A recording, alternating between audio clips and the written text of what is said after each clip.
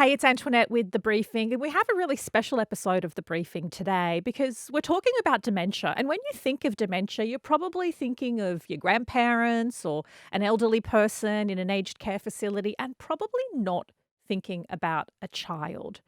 Yet, when it comes to childhood dementia, it claims as many lives as cancer does, but it's hardly spoken about. It's poorly researched. It doesn't get a lot of funding. My guest today is Maack. She has two children with childhood dementia. She shares what her personal family journey is like, knowing that she's raising children who won't make it to their 18th birthday. Meg, welcome to The Briefing. So tell me about your kids, Isla and Jude.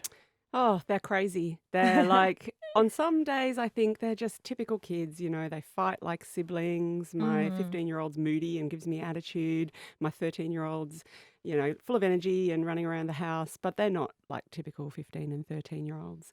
My daughter, Isla, has been fighting, I guess, or battling with sanfilippo syndrome, a form of childhood dementia. She was diagnosed 11 years ago, and she is now 15 and probably has the cognitive abilities of maybe a 7-month-old, but in a body that still works like a 15-year-old. She can still move, she can still run, she can still pick up, little items, but her cognition isn't there. We've lost a lot of the function and the personality and the sassy little girl that she once was over the last 11 years. And Jude is 2 years behind her, seems to be faring reasonably well, but he is also declining with sanfilippo syndrome. He was diagnosed when he was just 2. And we tested him because she'd received a diagnosis and we knew that there was a risk that he also had it too. So what exactly is sanfilippo syndrome? So it's a genetic condition that's caused by a single fault in the children's genes. We all have faults in our genes. I had a fault in one of my genes and my kid's dad had a fault in one of his genes, the same gene. And we both passed the faulty one when we had both of the children. So we could have actually had healthy children. There was a 1 in 4 chance any pregnancy we had together would result in this condition. We weren't aware of that risk. We didn't know that we were carrying these mutations. Children are born seemingly healthy. They hit their early milestones. It's certainly in my kid's case, up until the age of 2.5, there was nothing that was ringing any alarm bells for anybody. When my daughter was around 2.5, I'd already had my son, and we started to notice a bit of a slowing in her development. It started with language, but it flowed on to other things. And eventually, at about 4, she was considered to have what they call a global developmental delay. We were, I was running around trying to figure out what was going on, being the typical, neurotic mother. Caring mother. Well, yeah, but it's interesting because all of the mums that we talk to describe a period of time where they're really not listened to, really dismissed, and really, often walk away feeling like something's wrong with me because I think there's something wrong with my kid. And so that diagnostic odyssey, as we've come to know that it's called, for us took about 18 months, which is reasonably quick. And she was eventually diagnosed when she was 4.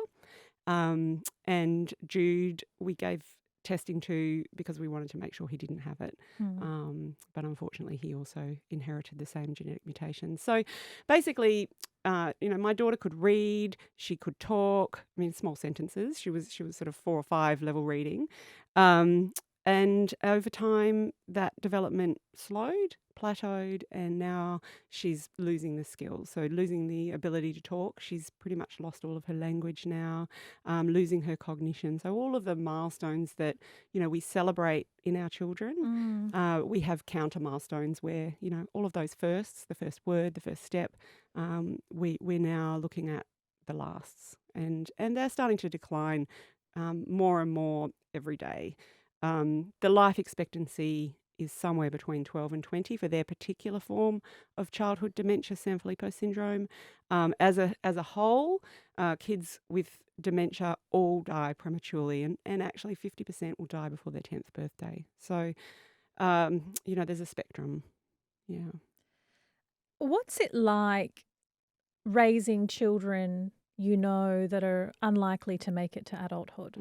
That's such a good question because I actually spent a lot of time with my therapist on that because Yeah. to me, parenting was all about preparing my kids for the world, Yeah. instilling values, letting them grow into be who they are and preparing them to go out into the world and let go of them. Mm. And so to parent a child who isn't going to go out into the world, isn't going to live into adulthood, often felt to me really futile. Yeah. Um, and where I landed after a lot of therapy was actually I've reframed what I think about parenting. And parenting for me now isn't about shaping the human to become an adult and go out into the world.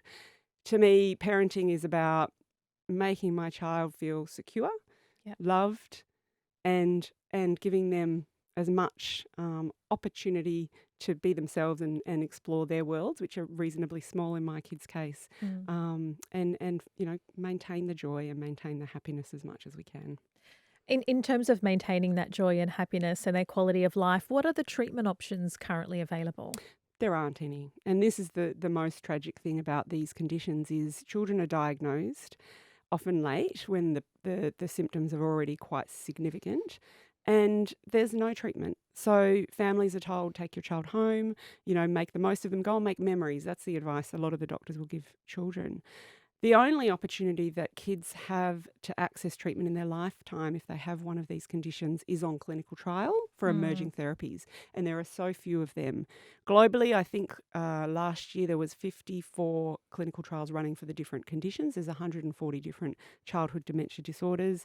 There were only 2 available in Mm. Australia and no new ones started next year. So we have a really big problem where historically there has been a real underinvestment in research, which has meant that, over the last 20 years where we've seen, pediatric cancer death rates halve, we've seen the life expectancy of cystic fibrosis double. Mm. We've seen no notable improvement in the survivorship of any of these conditions that cause dementia in children. Why do you think there's such little discussion, let alone funding in this area? I think the simple answer for that is we've all been focused for far too long on the individual conditions. And we've been very clever as a scientific and medical community in understanding the genetic cause of these rare conditions. And they are all individually rare.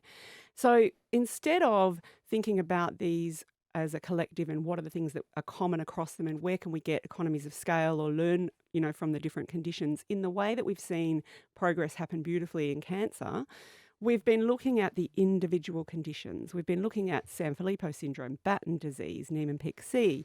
We haven't been considering them as a collective, looking at the Mm. needs of the families that are consistent across all of them, sharing research infrastructure. And I think that fragmentation has always also meant that we've been really invisible.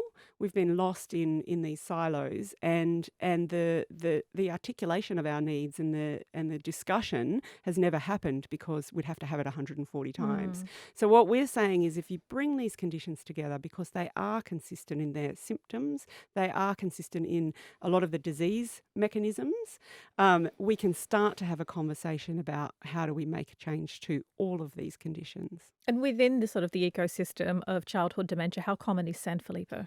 It's one of the more common ones. Yeah. There are 140 different forms of childhood dementia. Sanfilippo is probably, within the top 5 in terms of how common it is, but it is still extremely rare, as Mm. they all are. Some of the conditions within that 140, they have like one case known in the world, Right. so they're very unique. So is that why you set up the Childhood Dementia Initiative to bring all those different conditions and stories under the one umbrella? Yeah, so I initially started an organisation called the Sanfilippo Children's Foundation, which is an organisation that's still going, doing very important work in research for Sanfilippo.